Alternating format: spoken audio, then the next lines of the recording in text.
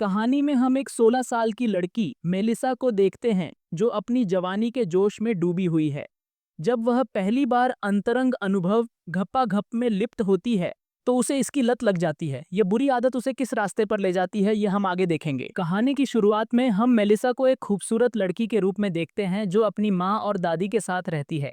उसकी माँ शराबी है जिसके कारण वह अक्सर बीमार रहती है। मेलिसा अपनी दादी से बहुत प्यार करती है और उनके साथ बातें करती है। एक दिन जब मेलिसा अपने कमरे में अकेली होती है, वह अपने शरीर को छूकर आनंद लेने की कोशिश करती है। तभी उसकी माँ अचानक कमरे में आ जाती है, लेकिन मेलिसा खुद को संभाल लेती है।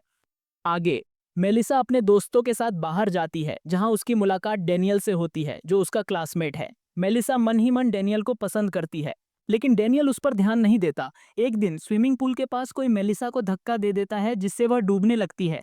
डेनियल उसे बचा लेता है और उसे गार्डन में ले जाता है। वहां वह मेलिसा को स्विमिंग सिखाने की बात करता है, लेकिन एक शर्त रखता है कि उसे रोज अकेले आना होगा। डेनियल मेलिसा के करीब आने लगता है और मेलिसा, जो उसे पहले से पसंद करती है, उसे नहीं रोकती। डेनियल इसका फायदा उठाता है और मेलिसा के साथ अंतरंग संबंध बनाता है। इसके बाद वह बिना कुछ कहे चला जाता है, जिससे मेलिसा को बहुत बुरा लगता है।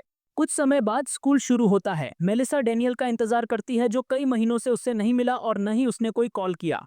मेलिसा का आकर्षण डेनियल के प्रति और बढ़ जाता है। एक दोस्त से पता चलता है कि डेनियल एक क्लब में है। मेलिसा वहां पहुंचती है और डेनियल को ढूंढती है। डेनियल उसे देखकर ड्रिंक ऑफर करता है। तभी डेनियल का दोस्त आता है जो मेलिसा की तारीफ करता है। डेनियल मेलिसा को अकेले में ले जाकर फिर से उसके साथ अंतरंग पल बिताता है। मेलिसा डेनियल से अपने प्यार का इजहार करती है, लेकिन डेनियल इसे मजाक में उड़ा देता है। वह केवल मेलिसा का शारीरिक उपयोग करना चाहता है। इससे आहत मेलिसा फैसला करती है कि वह भी अब बिना भावनाओं के दूसरों के साथ ऐसे ही व्यवहार करेगी। इसी बीच मेलिसा की दादी की तबीयत बिगड़ जाती है। मेलिसा की मां उन्हें अस्पताल में भर्ती करने का फैसला करती है, जिससे मेलिसा बहुत दुखी हो जाती है। वह अपनी मां से इस बात पर बहस करती है। अगले दिन मेलिसा कॉफी शॉप में अपने दोस्तों के साथ होती है, जहां वह एक अजनबी को देखकर डेनियल की यादों में खो जाती है। वह उस अजनबी को इशारा करती है, लेकिन फिर वहां से चली जाती है। घर लौटने पर मेलिसा देखती है कि उसकी दादी वापस आ गई हैं। दादी मेलिसा के चेहरे पर आए बदलाव को भांप लेती हैं और उसकी मां को इस बारे में बताती हैं। आने आमो आ रही हैं, लेकिन मां इसे नजरअंदाज कर देती है।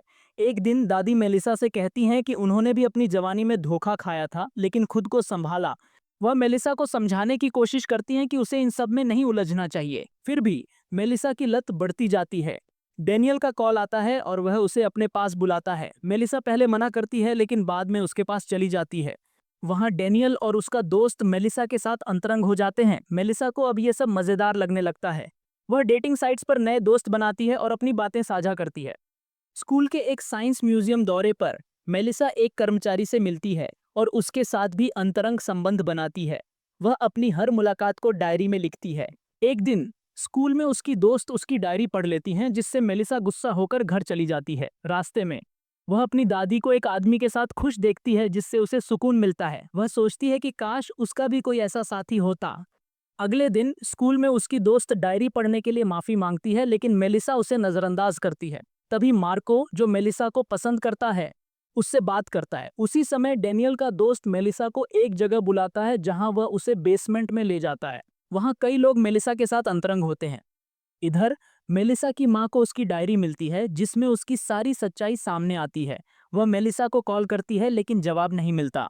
दादी के पास जाने पर मां को पता चलता है कि दादी की मृत्यु हो चुकी है। रात को जब मेलिसा घर लौटती है, मां डायरी के बारे में पूछती है।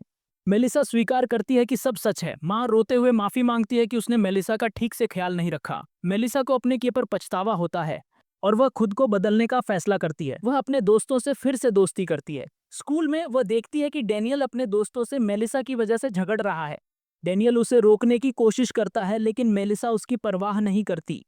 मार्को मेलिसा से अपने प्यार का इजहार करता है और उसकी बनाई तस्वीर दिखाता है। डेनियल मेलिसा को अपनी पार्टी में बुलाता है। मेलिसा पहले मना करती है, लेकिन फिर चली जाती है। पार्टी में मेलिसा पानी के पास जाती है और पानी में कूदने का फैसला करती है। सभी उसे रोकने की कोशिश करते हैं, लेकिन वह नहीं मानती। फिर हम उसे तैरते हुए देखते हैं। अंत में मेलिसा और उसकी मां दादी की कब्र पर फूल लेकर जाते हैं, खुश और संतुष्ट। यहीं कहानी समाप्त होती है।